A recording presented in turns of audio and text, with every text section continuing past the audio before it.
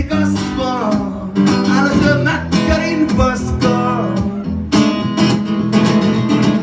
Mitä sitten näyttää mäkkäri kanta-asiakas?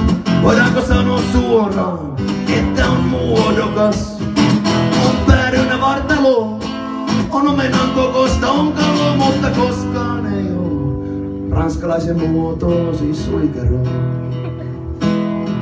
Yeah, yeah, yeah,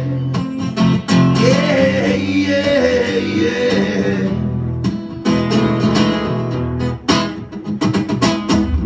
Älä syö mäkkärin paskaa, perseesi kasvaa.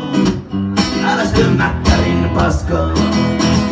Älä syö mäkkärin paskaa. Tervetuloa, ette oo myöhässä ollenkaan.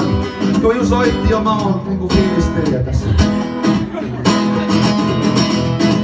Onko nykynuorisolla paikkaa minnekään mennä?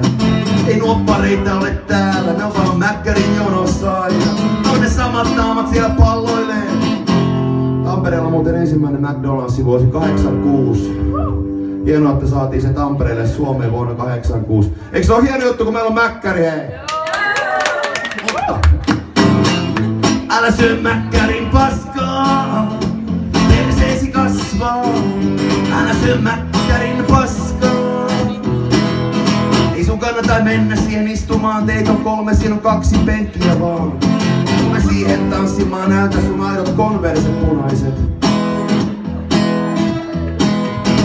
Justi tällaisia stadin ihku tikku, vihku pikku pissiksiä. Juuri näitä, niitä on siellä.